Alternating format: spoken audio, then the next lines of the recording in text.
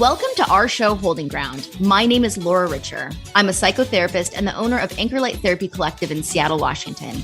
Each week, I'm joined by another therapist from the Anchor Light team to tackle important topics in mental health and psychotherapy.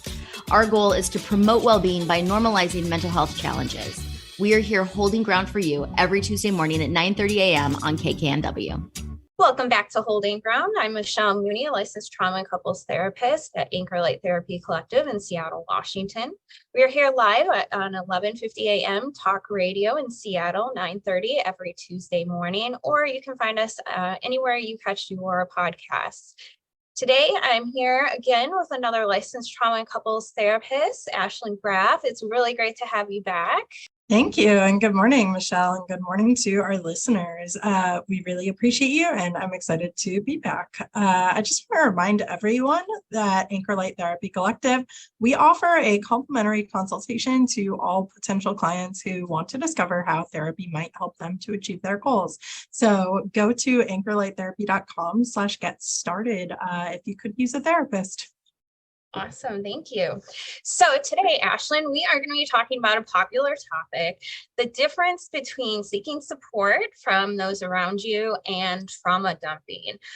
So a couple of things I want to mention up front. Trauma dumping is not necessarily a symptom of PTSD like restlessness or nightmares or depression are. So just because somebody has trauma doesn't mean that they're going to do this behavior, that it's a symptom of it. So I just want to make sure folks know that, because, with PTSD, we can tend to be maybe more avoidant or not wanting to share with other people if it doesn't feel safe. Now, that's not to say, right, people with traumatic experiences don't do this, but it's not a symptom of that. So talking about healthy support systems, Ashlyn, right? Folks that it would be good to go with our struggles too. What does that look like, and why is that important? Yeah, I mean, there are so many reasons why it is important to have a healthy support network. And just to name a few, having a healthy support system is a protective factor for suicide in terms of, like, if you have that depression and you have people that you can rely on when you really need them, that can keep people safer. Also, I'd like to bring up attachment theory when I talk about a support system, because it's kind of this idea that we don't just want, but we need other people in our lives. This is how we've evolved through time in community, and we also heal in community. So having a support system in itself is a good thing. In group therapy, we have a concept called universality. And what that means is that you are not the only person in the world with a given problem.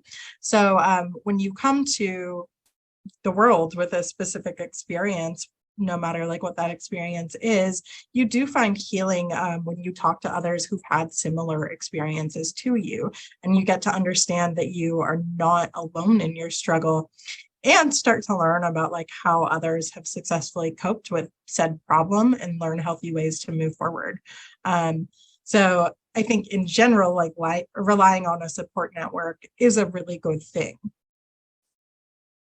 Absolutely, Ashlyn. And I really love the attachment theory piece and how, we need community. That's how we thrive and how we survive. And that having others, to share stories with is so important. And we want to make sure we do those in the right context with the most thoughtfulness that we can. And you're talking about healing over like shared experiences. Something that comes to mind is, for example, like a 12-step community, folks who have a common struggle and they all connect and they have community. And that's one of the, best things that can come out of something like that is you don't feel like you are the only one.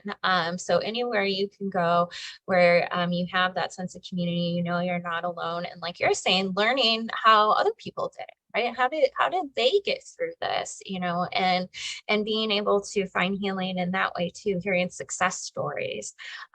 So those are all really good points. So in seeking support, right? it refers to utilizing like a previously built support system if we're thinking about like friends or trusted family members, that sort of thing, versus like a brand new person in your life, or, you know, maybe somebody that you've never met. You know, we don't know enough about that person's story to go ahead and like trauma dump and share all of our feelings and the worst things that have ever happened to us, because there's a lot of considerations there. I mean, one, you want to make sure it's somebody that you can trust with that story, right? Who will take care of that story versus maybe use it for gossip or use it, you know, against you in some sort of way, right? We want to make sure we're sharing these things in really safe spaces. You know, and trauma dumping definitely can be a coping mechanism, but, you know, it's really an ineffective way of seeking emotional support.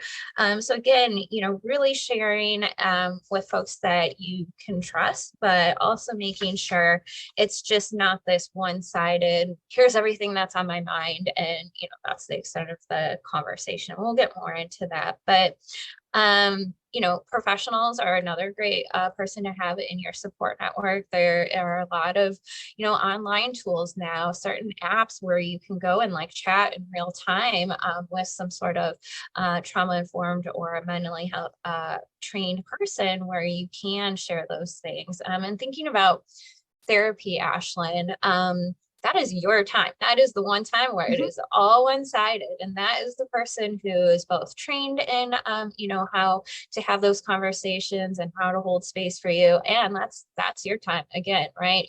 There's no one from your outside world influencing anything there. It is just your time to go ahead, and if you want to trauma dump with your therapist, right? You know, that's a good place to do it. And then of course, if you're in some sort of a crisis and you need to connect with somebody right away, the mental health number is 988 that you can call at any time.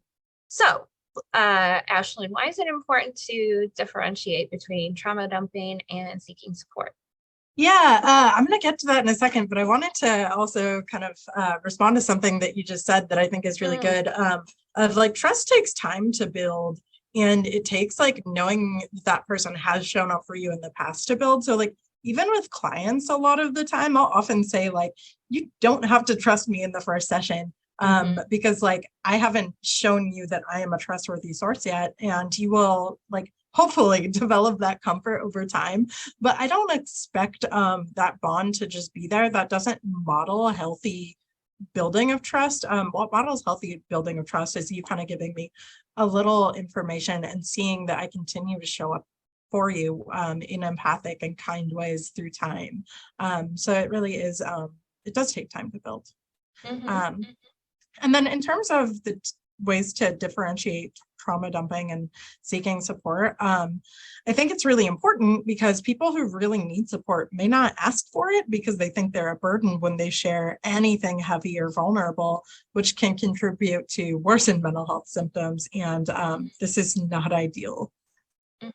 Yeah, exactly. And, you know, and talking about any of these things, right, hopefully, you know, there's a lot of new concepts and, you know, buzz terminology around the, you know, trauma dumping, right, is like you said in the beginning, like it's kind of this newer phrase that we're using now. And, you know, never to disparage anyone who needs the support, who can connect with somebody in a healthy way and talk through their trauma in their past. So definitely still talk about these things. It's kind of just the etiquette of doing so is what we're talking about today. So yeah, Ashlyn, so let's get into trauma dumping a little bit more and what that looks like.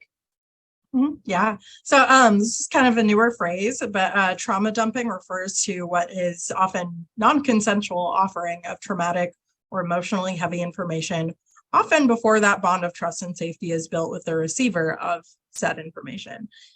And at the surface level, providing this information might appear vulnerable, as in like, oh, I'm an open book, I tell everybody everything, I wear my heart on my sleeve, but it tends to actually be a defense mechanism to avoid building trusting relationships and getting to those like core emotions related to the trauma.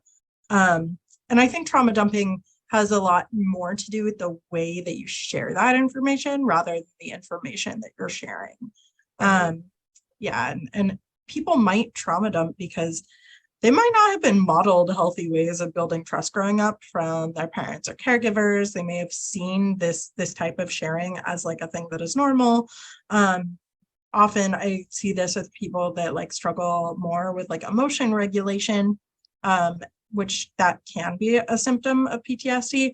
It can also be a symptom of a lot of other diagnoses as well.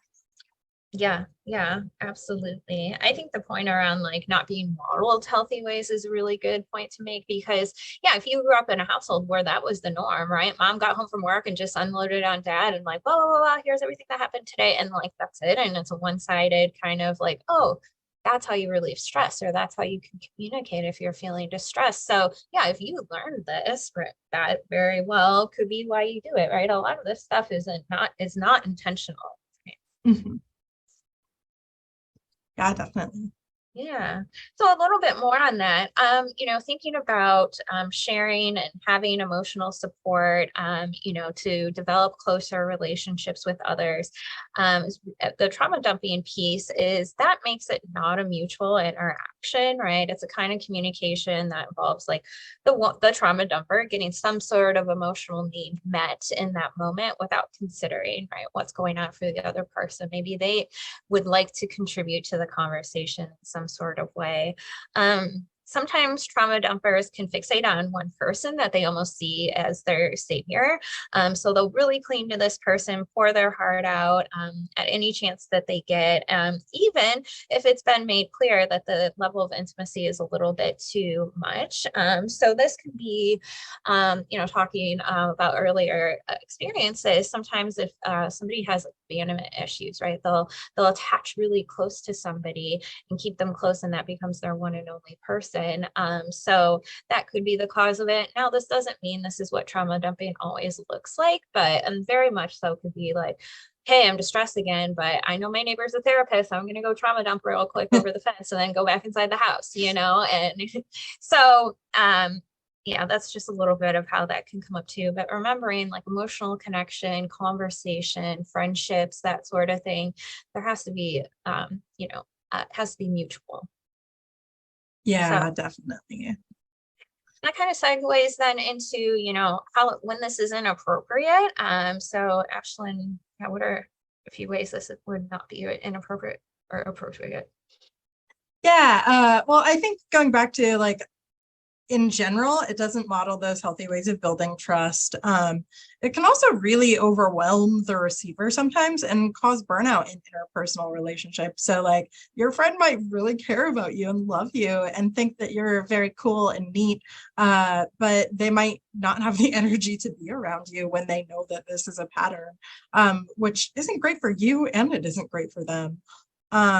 It can also perpetuate further trauma to the dumper, because when the receiver is caught off guard or overwhelmed, they might respond in ways that appear uncaring, like I just can't handle this right now, or I have to go, or dismissive, kind of just zoning out and saying in order to like protect themselves. Sometimes it also might not be an appropriate time or place for like these types of conversations. So like, let's say the person is having a good time at an event and they don't really have that energy. They're not in that mindset to take that. That's not really being respectful to their experience, rather than asking like, is that okay if I share something with you?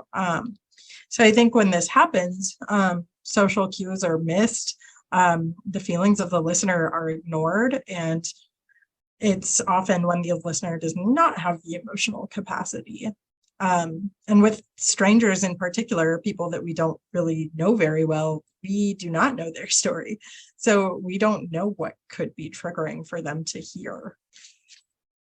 Yeah, absolutely. If, I'm letting you know about the trauma I went through last week around, I got bit by a dog and it was really terrible and et cetera, et cetera. And, I'm just trauma dumping all of this on you. And if I don't know, right, that potentially could be triggering you, right? Maybe something really bad like that happened to you, or maybe, gosh forbid, a family member was really harmed by, a dog attack. So, we think we're putting these things out there and hopefully that, they're landing in a place where, okay, I feel a little relief. That person can listen to me. But if we don't know, right now we're triggering them. So kind of that consent piece that you were talking about in the beginning, having to make sure that we have that before we get into something, really heavy. And we'll talk more about like how to do this better in a little bit. So the one that you were talking about, Ashlyn, like, getting burnt out, like, if you love a friend or family member, but they are doing this consistently, yeah, it really ruptures the relationship. It's unfortunate to look at the phone and be like, "Ugh, mom again," right? She's just going to complain about our new boyfriend. So go to voicemail, right? Oh, mom's name is coming up on the phone. Okay. Now I have this immediate sense of anxiety because I know this person who might want to trauma dump on me is going to take all the energy I have left, right? So it's almost like, gosh, like you're saying, I don't even really want to connect with this person as much anymore. We start to avoid maybe more, put up more walls or distance because it's just not good for us. It's not a good way of building and maintaining a relationship. So yeah, that's a really good point that you made. Ashley, I'm curious for you. Do you have like any examples that you can think of where you've seen this, either working with clients or out in the real world? Yeah, definitely. So, in terms of working with clients, I've had a lot of clients talk about friends that they have that will just emotionally pull and emotionally pull. And these are the clients that I'm thinking of have depression already, and it takes all of their energy to just get out of bed and brush their teeth some days. So like when you're really struggling to even take care of your basic needs, when somebody else is just trying to pull things out of you that you don't have, it can feel pretty violating. And they ended up setting boundaries with that person in terms of like the work that I did with them around that. And it's rough because people don't always necessarily like boundaries, but I think they can be framed in that way of, hey, I want to support you, but like I can't right now. And I want you to have support that actually can meet your needs at this moment. In terms of like the wild, I definitely see it too, both like in person and the internet. Sometimes honestly, even people on the bus just start talking about their Good lives. point. Yeah, there's a lot of that on the bus. Yep. Yes. So yeah, it's definitely all over and pretty pervasive. And it's really hard because like we want to encourage human connection, we want to encourage communication, but also like, is this really the way to do it? Right, exactly. Another example, sometimes where we can see this is on a first date.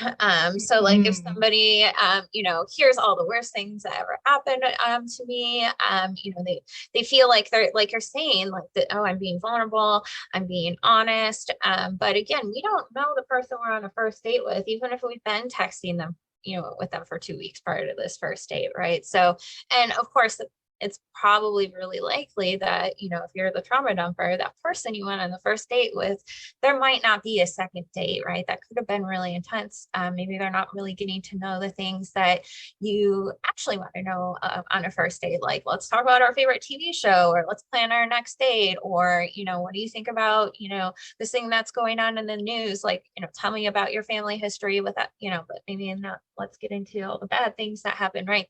These things that should be first date conversations, trying to have those, but this typically does not go well if this is happening on a first date. Yeah, and I I just think of like, if both people are doing this, that's going to be a really intense relationship. If it's that intense Yes. from the start. Yeah, because that piece about it, having to be like mutual. If you're in a relationship where we're just like slinging our trauma stories back and forth, are we really connecting, or did we find somebody we can mutually vent with?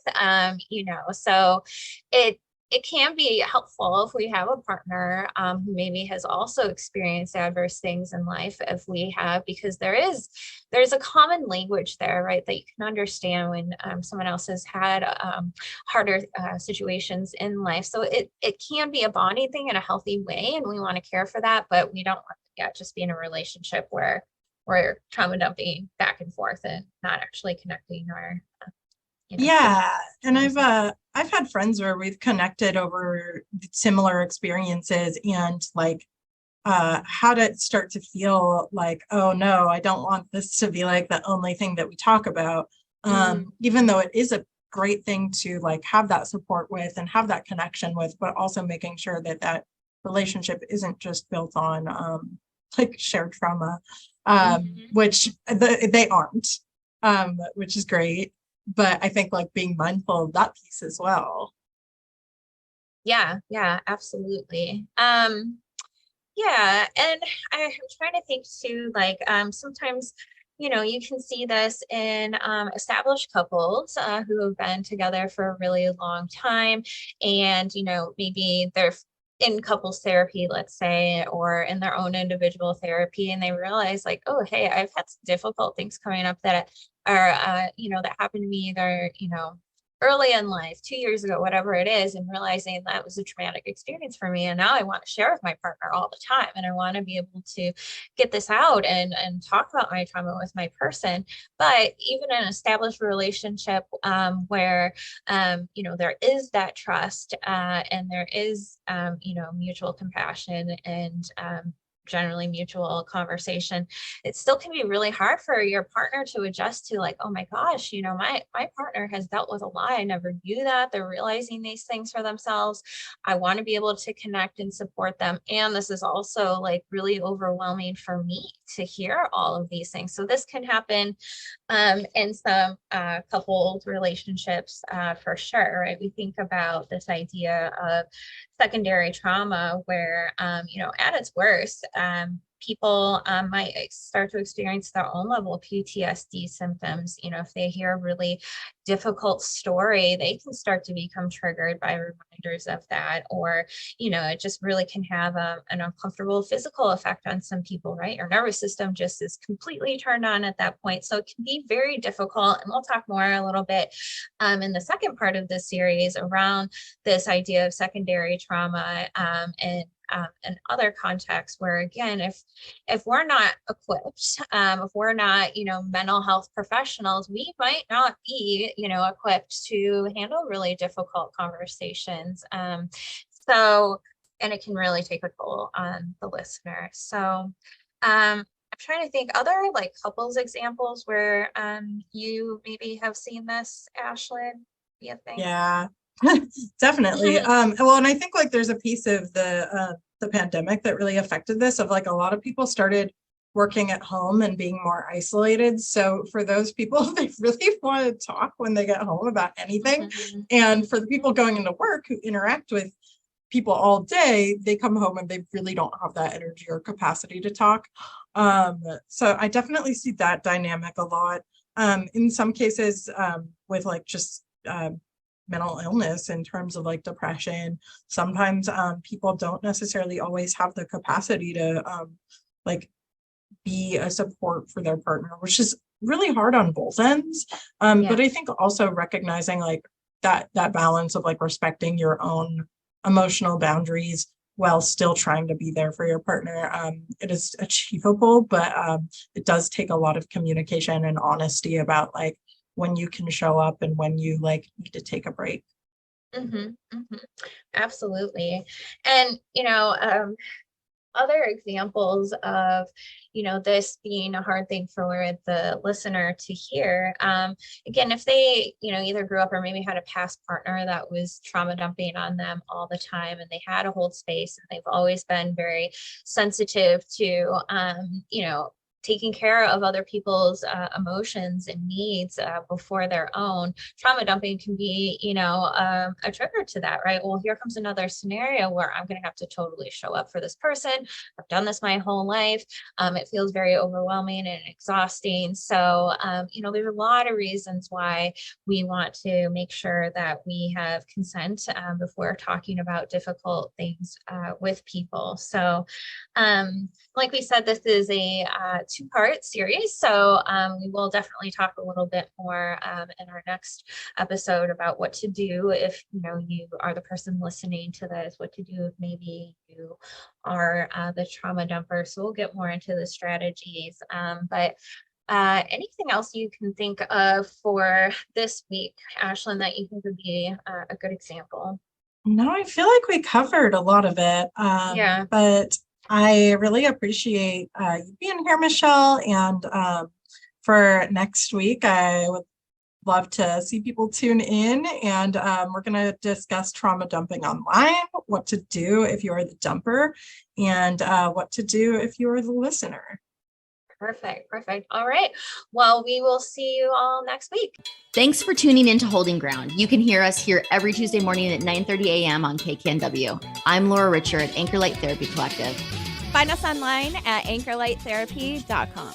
And we'll see you next week.